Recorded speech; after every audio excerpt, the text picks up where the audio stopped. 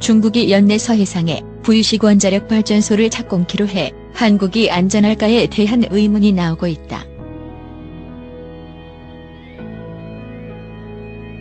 중국 환구15의 영문판인 글로벌타임스는 국영기업인 중국 핵공업 집단 CNNC의 자회사인 핵동력연구 설계원 NPI가 중국 최초의 해상원전 건설에 나선다고 밝혔다고 21일 보도했다. 그러나 NPI는 구체적인 완공 시기나 투자 규모 등은 밝히지 않았다.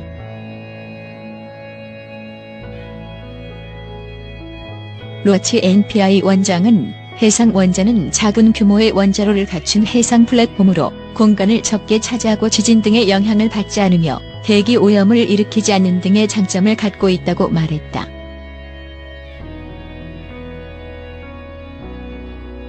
중국 최초의 해상 원전은 산둥성 해안에 건설될 예정인 것으로 알려졌다.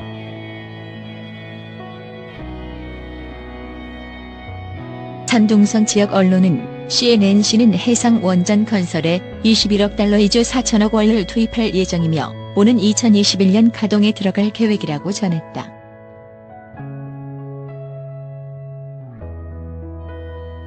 그러나 부유식 원전의 안전성이 검증되지 않아 국제환경단체들은 부유식 원전을 핵 타이타닉 또는 떠다니는 체르노빌이라고 부르며 반대하고 있다.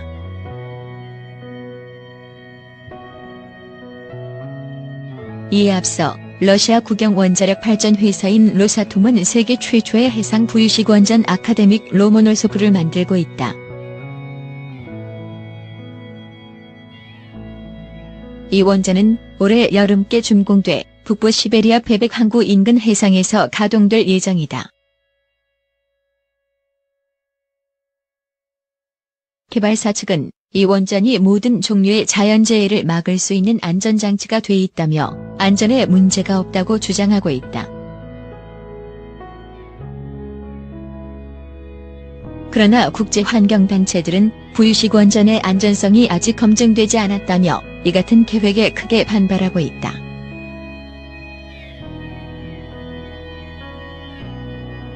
특히 건설 예정지인 산둥성 해상은 한국과 가장 가까운 곳에 위치해 있어 만약 사고가 날 경우 한국도 안전지대는 아닐 것으로 예상된다.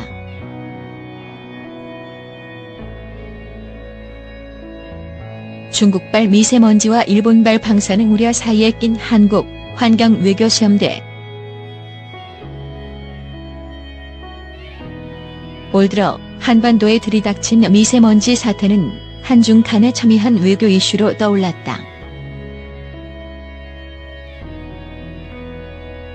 지난 6일 문재인 대통령은 중국에서 오는 미세먼지의 영향을 최소화하기 위해 중국 정부와 긴급 대책을 마련하라고 주문했다.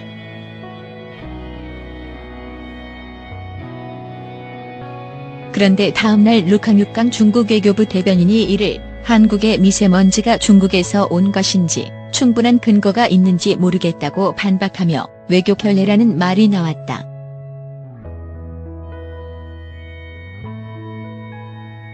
이날 강경화 외교부 장관도 나서 재차 중국 직원인이 있다고 지적했지만 중국 정부는 이를 인정하지 않았다.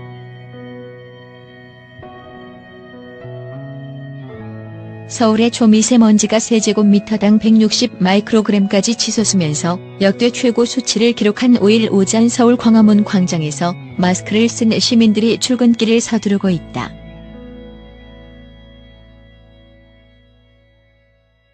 (2019년 3월 5일)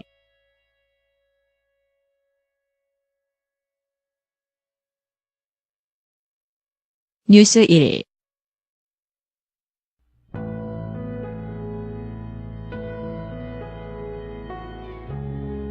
미세먼지에 더해 다음 달 11일쯤에는 일본발 수산물 수입 문제가 가시화할 전망이다.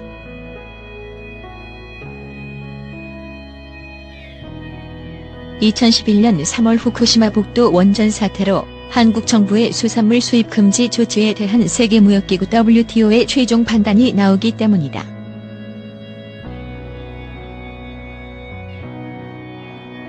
한국 측이 패소해 수입이 재개될 경우 신일철주금 등 강제징용 기업에 대한 손해배상에 이어 한일 간의 갈등의 요소가 하나 더 늘어날 수도 있다. 중국발 미세먼지에 이어 일본발 후쿠시마 수산물 이슈가 동시에 들이닥치면서 한국의 환경 외교가 시험대에 올랐다. 한중 외교 변수된 미세먼지, 반기문 카드 부상.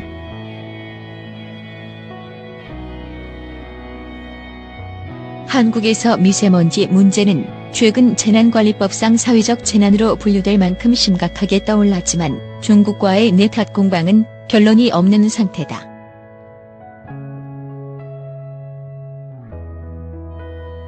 사실상 미세먼지 대책회의인 올해 1월 한중 환경협력 공동회의에서도 양국은 입장 차이만 확인했다.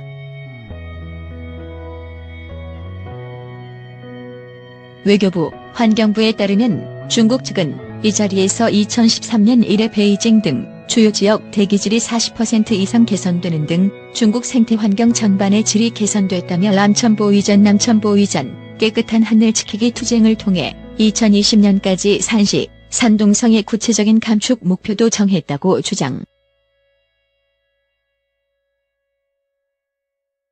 룩항 중국 외교부 대변인 사진 신경진 기자.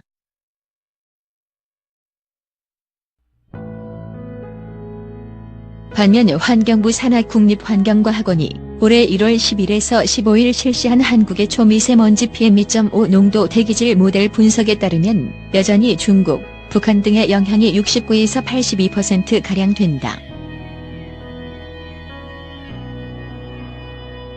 김순태 아주대 환경안전공학과 교수는 한국도 미세먼지와 관련한 제도화는 2015년부터 시작됐다며 국내 요인과 중국, 북한 등이 복합적으로 영향을 미쳤다고 봐야 하며 원인 규명과 배출량 감축 목표 설정 등을 위해 객관적인 데이터를 축적하는 것이 첫 번째 과제라고 지적했다.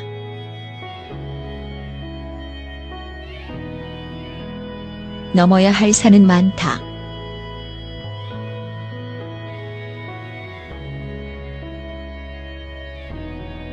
(2017년 8월) 한중일 환경부 장관은 미세먼지 원인 규명을 위한 보고서 LTP를 발간하기로 합의했지만 중국 측이 베이징의 대기 개선 데이터가 반영되지 않았다며 반대해 지금까지 나오지 못했다.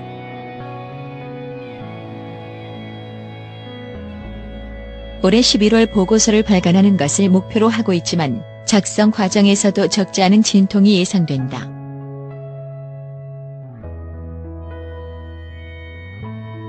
이를 바탕으로 가시적인 성과가 나오기까지는 시일이 더 걸릴 수밖에 없다.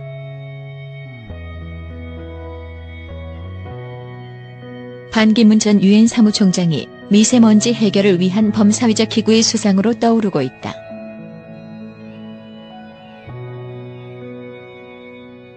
강정현 기자.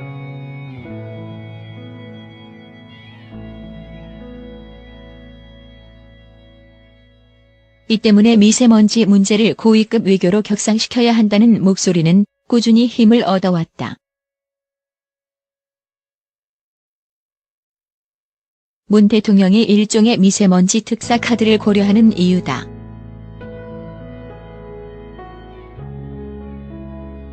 문 대통령은 지난 12일 반기문 전 유엔 사무총장을 수장으로 하는 미세먼지 해결을 위한 범국가적 기구 구성을 검토하라는 주문을 했다.